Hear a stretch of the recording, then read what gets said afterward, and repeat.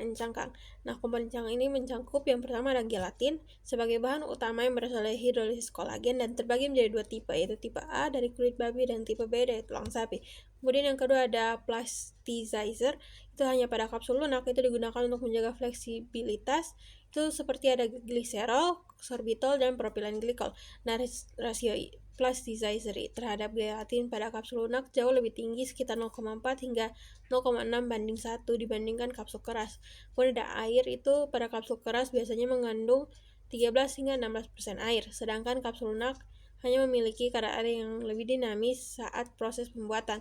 Kemudian ada pengawet dan bahan tambahan, itu ada nipagin atau nipasas atau paraben, itu untuk mencegah pertumbuhan mikroba. Kemudian ada opacizer seperti TiO2, itu untuk melindungi isi dari cahaya dan pewarna. Kemudian ada formulasi pengisi, yaitu ada excipient dan karakteristiknya. Yang pertama ada pada kapsul keras, itu ada dry filling. Nah, formulasi ini harus memiliki sifat alir dan kompaksibilitas yang baik agar bobot kapsul seragam. Yang pertama itu ada filler atau diluent, yaitu ada laktosa mikrokristalin, selulosa atau MCC atau pati. Kemudian ada glidan, itu seperti ada talc atau silikon dioksida koloidal untuk mengurangi gesekan antar partikel. Kemudian ada lubrikan, itu seperti magnesium stearat untuk mencegah massa menempel pada tamping pin atau dosator. Kemudian ada disintegran, itu ada seperti sodium stress glycode atau SSG atau cross carmelosodium untuk mempercepat pecahnya massa pengisi di lambung. Kemudian pada kapsul lunak itu ada liquid atau semi-solid. Itu yang pertama ada sistem pembawa, yaitu ada minyak yang bersifat lipofilik atau PEG 400 atau 600 yang bersifat hidrofilik. Kemudian ada kosolven, itu seperti ada etanol atau gliserin untuk meningkatkan kelarutan zat aktif. Kemudian yang terakhir ada surfaktan, itu seperti polisorbat 80 atau twin 80, sering ditambahkan untuk meningkatkan dispersi obat saat cangkang pecah di cairan lambung. Kemudian kita masuk ke teknologi pembuatan dan mekanisme mesin. Nah, prinsip mesin kapsul keras itu terdapat dua perbedaan utama pada cara pembentukan dosis. Yang pertama itu metode dosator, itu menggunakan tabung hampa atau dosator yang dicelupkan ke dalam bed serbuk.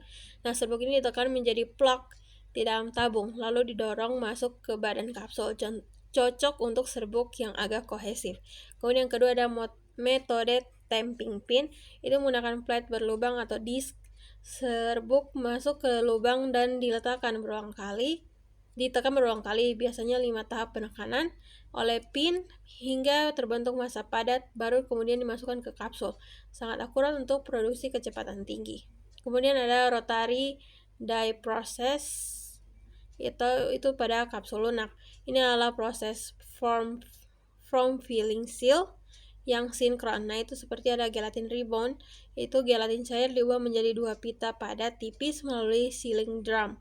Kemudian ada injeksi presisi, itu bahan pengisi disuntikan melalui injection wedge dengan tekanan hidrostatik tepat saat dua pita bertemu di cetakan berputar. Kemudian ada sealing, itu panas dari wedge dan tekanan dari die rolls menyatukan pinggiran cangkang secara hermetis. Kemudian kita masuk ke masalah stabilitas dan mitigasi. Yang pertama ada migrasi plasticizer, itu gliserol dari cangkang kapsul lunak dapat bermigrasi ke dalam bahan pengisi dan menyebabkan cangkang menjadi rapuh. Solusinya adalah menjenuhkan bahan pengisi dengan sedikit plasticizer sejak awal. Kemudian yang kedua ada cross-linking atau efek partikel, itu paparan panas, kelembapan atau jejak formaldehida menyebabkan gelatin membentuk ikatan silang yang tidak larut air. Penambahan enzim seperti pepsin dalam uji disolusi sering diizinkan oleh farmakope untuk mengatasi masalah ini secara in vitro. Kemudian terakhir ada oksidasi, di mana kapsul lunak lebih rentan. Pengisian dilakukan dalam kondisi vakum atau menggunakan gas nitrogen untuk menghilangkan oksigen.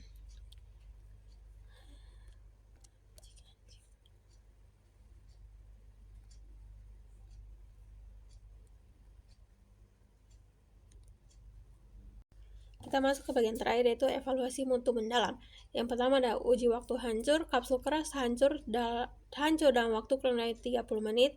Jika menggunakan cangkang enterik, kapsul tidak boleh hancur dalam medium asam dengan pH sekitar 1,2 selama 2 jam, namun harus hancur dalam medium basa dengan pH 6,8.